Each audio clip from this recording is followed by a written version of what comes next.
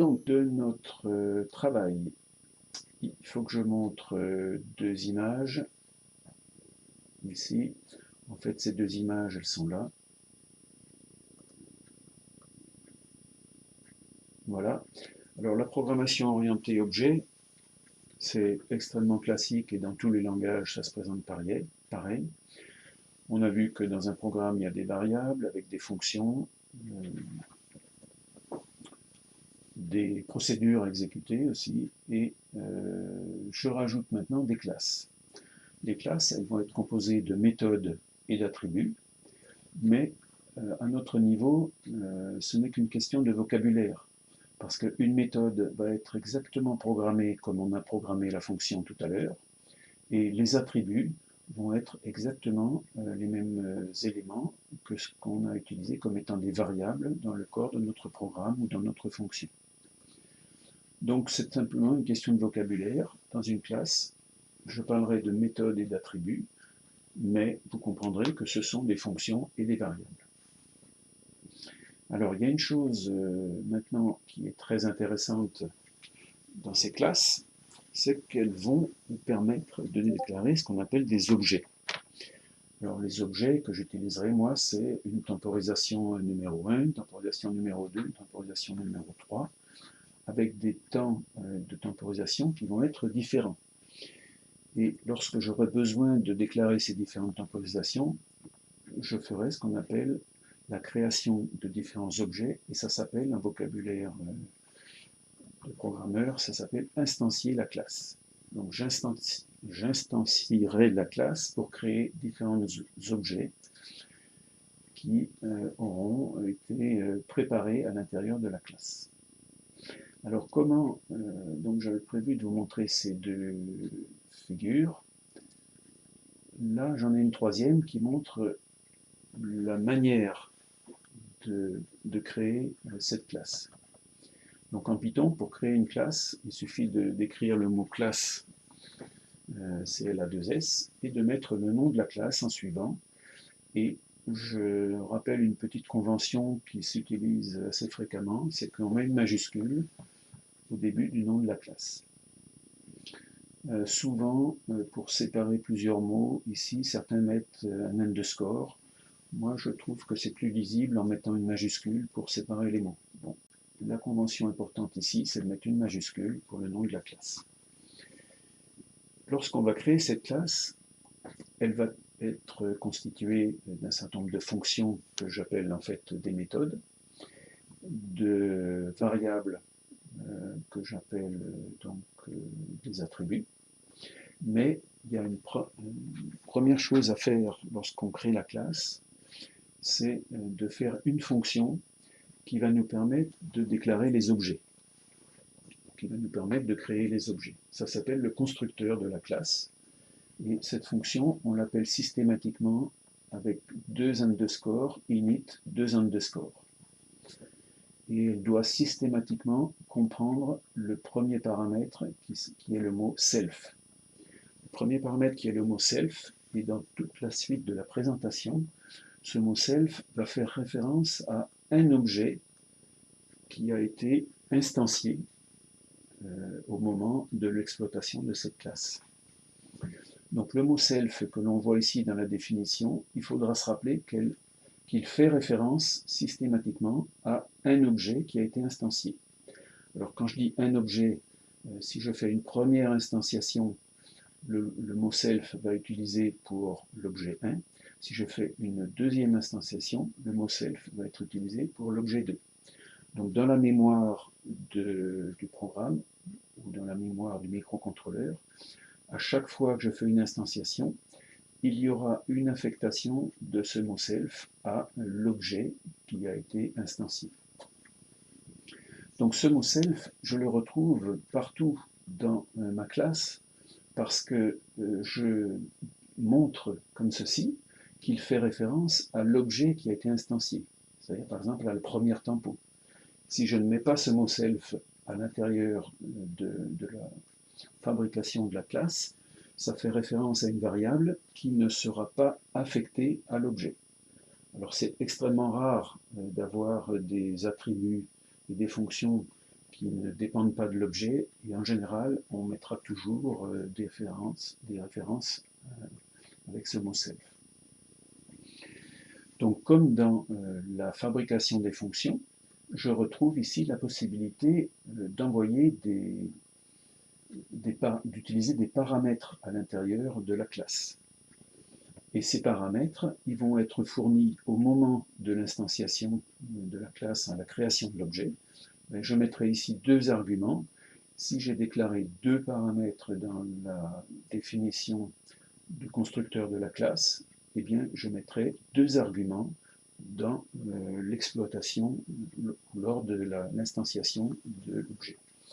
Alors, en réalité, c'est un petit peu plus compliqué que ça parce qu'on peut les mettre avec des noms préparés, et puis on peut les mettre dans le désordre, on peut mettre des paramètres par défaut, mais pour commencer cette présentation, je n'ai pas voulu faire la multiplicité, je n'ai pas voulu présenter la multiplicité des solutions possibles pour passer ces arguments à l'intérieur de la classe.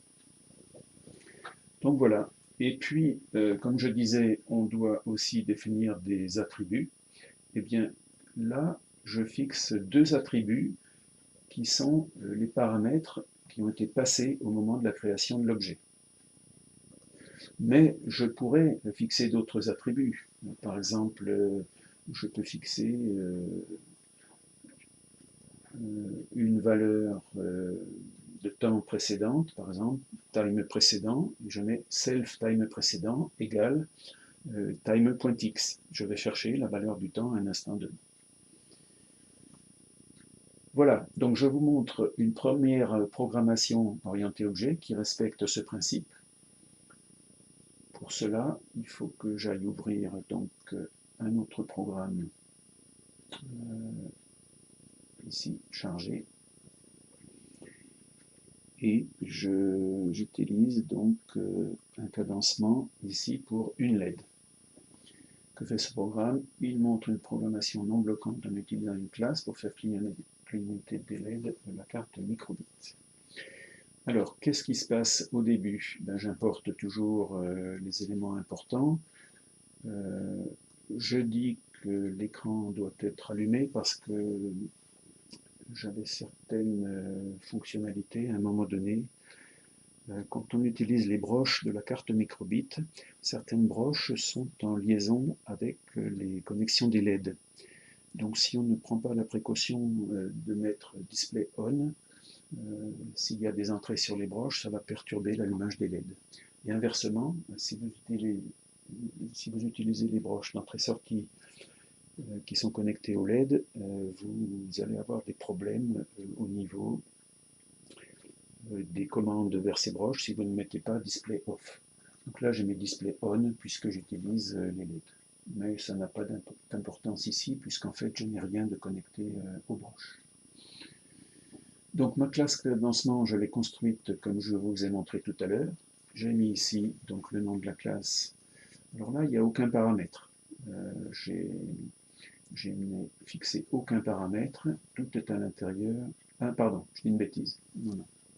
Si, il y a un paramètre, puisque c'est dans le constructeur, comme je vous l'ai montré tout à l'heure, c'est dans le constructeur que l'on passe le paramètre. Donc ici, j'ai choisi de mettre un paramètre qui est la durée de la temporisation en millisecondes, et pour que je puisse affecter cette durée à l'objet qui va être instancié, eh bien je suis obligé de mettre self.durée égale le paramètre durée que j'ai passé.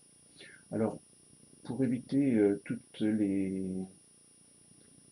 confusions, je peux changer de terme ici. Self.durée, j'aurais pas dû mettre le même nom, vous voyez. Là, ce que je vais mettre, je vais le changer ici.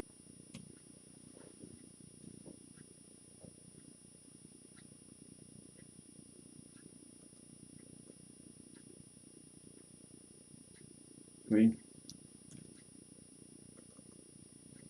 Voilà, donc je change ceci pour vous dire que la variable qui va être dans l'objet, ça sera durée ms directement puisque je l'affecte sur la méthode self.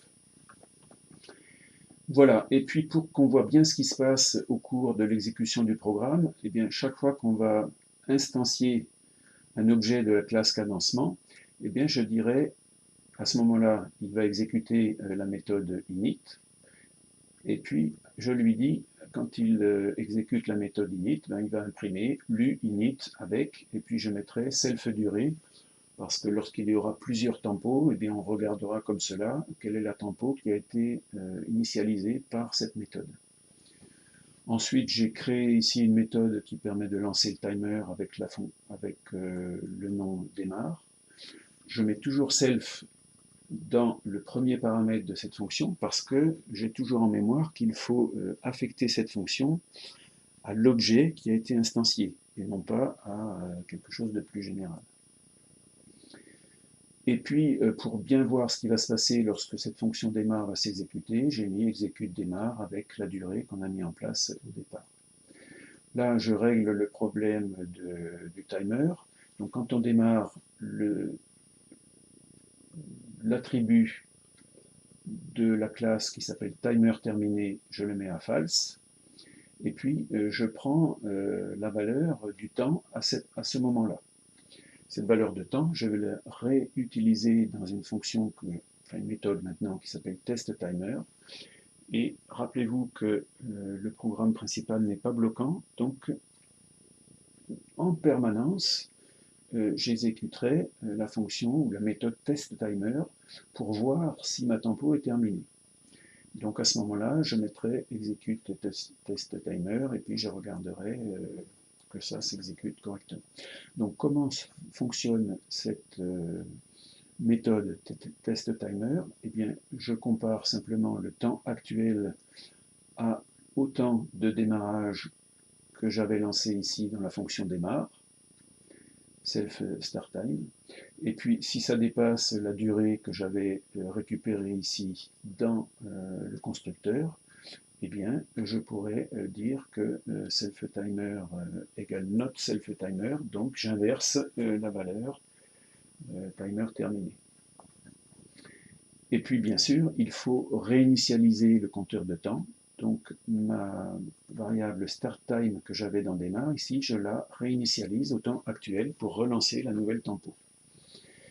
Et cette fois-ci, j'ai bien une fonction dans cette classe, puisque je retourne un élément qui va être self-timer terminé. Et c'est ce test que je ferai dans la boucle principale du programme sur le timer terminé pour vérifier, pour allumer ou pour éteindre la LED. Donc voilà le corps du programme principal. Vous retrouvez ici l'affectation d'une variable qui va me servir d'argument lors de la création de l'objet, lors de l'instanciation donc de la classe. Un premier objet ici qui s'appelle cadence 1 appelle la classe cadencement que j'ai créée là-haut. Voilà. Et puis, je passe un argument time step 1 en millisecondes à l'objet. Je rappelle que cet argument va être récupéré ici dans le paramètre à durée ms. Et il va servir pour tout l'objet, enfin pour tout l'objet créé ici, puisqu'il va servir d'élément de comparaison. Voilà, donc ici je rappelle instanciation d'un objet de la classe, passage d'un argument qui va servir de paramètre aux fonctions de la classe et aux fonctions ou aux méthodes de la classe. Et puis là, je lance une méthode de ma classe. Je lance la méthode démarre de la classe en faisant le nom de l'objet concerné par le démarrage et la fonction ou la méthode de la classe qui va être à exécuter. Là, ici, j'ai démarre, donc je vais exécuter ça au moment où j'indique ici cadence 1.démarre. Alors, peut-être avant de passer à la boucle, je vais charger ce programme sur la microbit. Et on va vérifier avec... voilà, donc là, ça, apparemment, ça a fonctionné. Je vais vérifier ici avec le retour d'information que j'affiche bien ce qui se passe. Donc je vais faire un CTRL D pour relancer le programme et tout de suite un CTRL C pour arrêter le fonctionnement. Et on va regarder au début de l'exécution ce qu'il a fait. Donc après le soft reboot, on voit qu'il a lu le init avec les 500 millisecondes de valeur de tempo. C'est donc l'argument qui a été passé aux paramètres de la méthode. Ensuite, il a exécuté le démarre avec toujours ce même paramètre. Et ensuite, il exécute test timer et ceci le fait en boucle. Donc, vous voyez qu'il a bien réalisé l'exécution des différentes méthodes de la classe telles que je les avais préparées. En premier lieu, donc, quand j'ai instancié la classe, il a réalisé l'exécution de cette fonction qui est le constructeur. Lorsque j'ai lancé objet point démarre, il a exécuté cette fonction-là.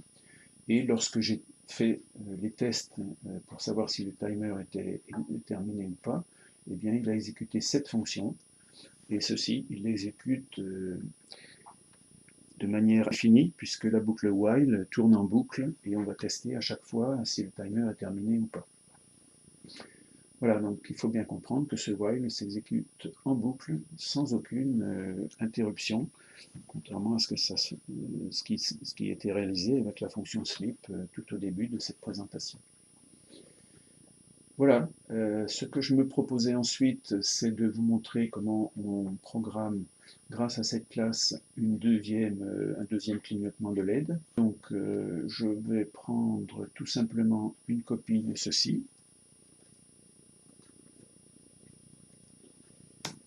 Et dans ce deuxième objet, il faut que je lui donne une deuxième valeur de tempo. Donc on va mettre par exemple ici 250. On va flasher avec 250 millisecondes. Bien sûr, il faut que je donne le nom d'un deuxième objet, cadence 2. Donc ça, c'est, je vais le mettre ici.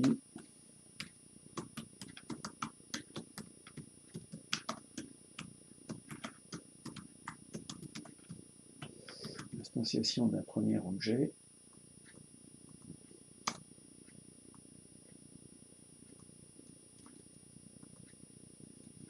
Et là, instantation d'un deuxième objet.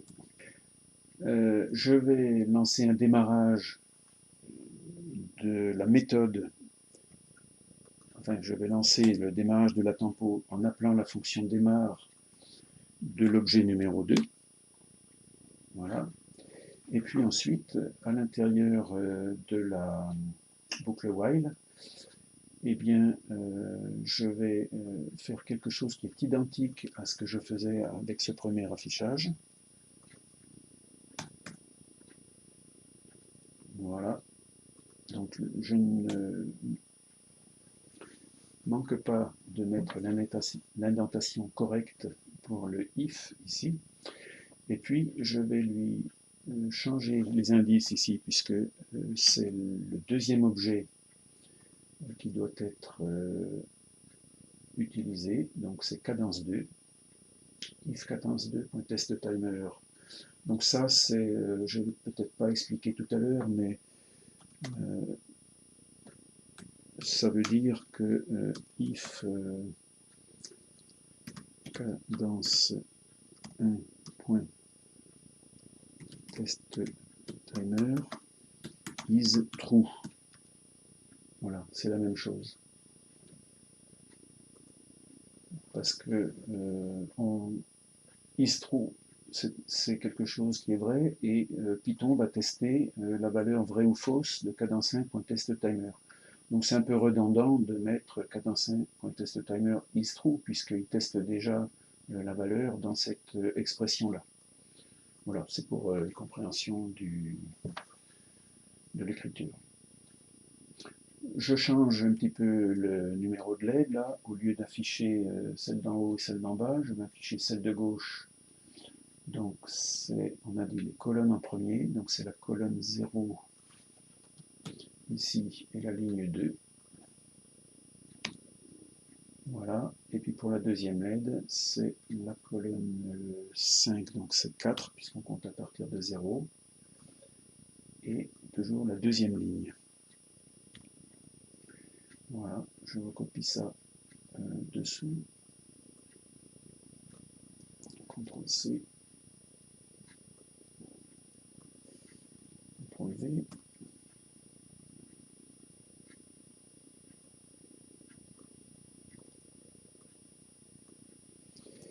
Voilà, une rapide. Donc là, j'ai mis un slip 10 parce que je me suis aperçu que lorsqu'on envoyait beaucoup de choses sur le port série, le programme se mettait à planter. Donc normalement, il n'y a pas besoin de ce slip 10, mais ça, c'est pour pouvoir écouler toutes les informations qui arrivent sur le port série. Donc, je rappelle ce que j'ai fait. Ici, j'ai instancié un premier objet, j'ai instancié un deuxième objet de la classe. Là, on a dit qu'on lui changeait sa valeur de tempo, donc je mets la tempo times step 2, que cet argument donc, sera utilisé comme paramètre à l'intérieur de la classe. Ensuite, je démarre les deux méthodes, enfin j'exécute les deux méthodes démarre pour chacun des deux objets cadence 1 et cadence 2. Et puis je vais tester ça pour le timer 2, pour la fonction, donc pour la méthode test timer de l'objet cadence 1. Et puis je fais faire le même test sur la méthode test timer de l'objet cadence 2. Voilà, normalement, ça devrait bien fonctionner. Je flash tout ça en mémoire. Ah ben, ça se passe pas mal, hein. Vous voyez que les LED supérieurs et inférieurs flash avec toujours la cadence qu'on avait fixée à 500 millisecondes. Et puis les LED de gauche et de droite flash cette fois-ci avec la cadence de 250 millisecondes. Un petit commentaire sur l'utilisation de la classe. À partir du moment où on sait quelles sont les méthodes de la classe, eh bien, on peut les exploiter. Donc il y a une chose fondamentale que je n'ai pas faite ici, c'est que dans le commentaire associé ici, cette classe contient les méthodes et puis je vais les énoncer ci-dessous. Donc méthode démarre et puis la méthode que j'ai appelée test timer. Voilà. Alors normalement, si tout marche bien, il y a quelque chose que je ne vous ai pas montré, donc je vais envoyer ça sur le microcontrôleur de la carte microbit. Voilà. Et je vais, avec le REPL, voir ce qui retourne lorsque je vais faire help, H-E-L-P, de... Alors, ma classe, elle s'appelle cadencement avec une majuscule. Donc je vais faire help, cadencement.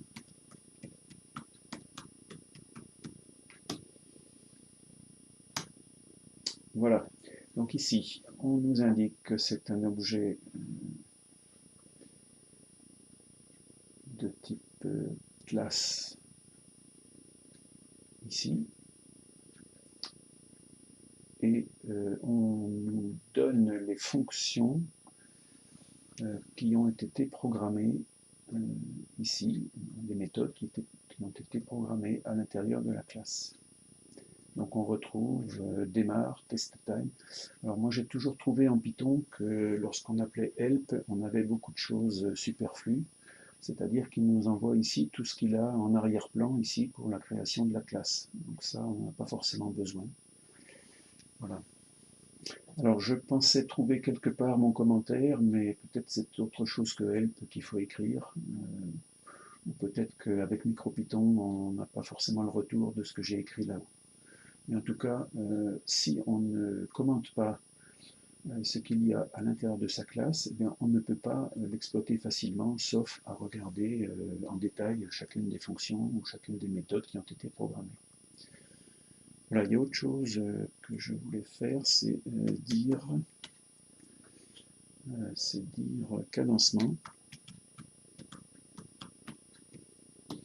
Quand je fais dire cadencement, normalement, il m'envoie les deux. Non, il m'envoie à peu près la même chose. Il m'envoie la même chose. Donc la fonction, la méthode démarre que j'ai programmée moi-même, la méthode test timer que j'ai programmée, le init qui est le constructeur, et puis deux autres choses. D'accord. Oui, d'accord. Oui, c'est ça. Oh, oui, oui, bien sûr. Tu as raison. Donc je vais quand même tester pour éviter trop de modifications. Je vais tester si ça va apparaître avec la fonction help. Donc je charge le programme sur le microcontrôleur microbit. Je remets l'interface de dialogue et je vais faire help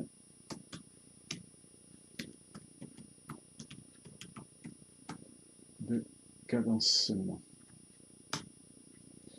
Bon, ben, c'est pas forcément bon, c'est pas forcément vrai. Bon, c'est peut-être MicroPython qui n'est pas tout à fait identique à Python. Et si je fais dire, là, je n'ai pas. C'est le même problème, hein, je n'aurai pas le commentaire. Voilà, pareil. Bon, normalement, avec le help, on a ce qu'on a mis en commentaire et ça permet d'avoir l'indication des méthodes et des arguments, enfin des méthodes et des attributs que l'on peut exploiter dans la classe.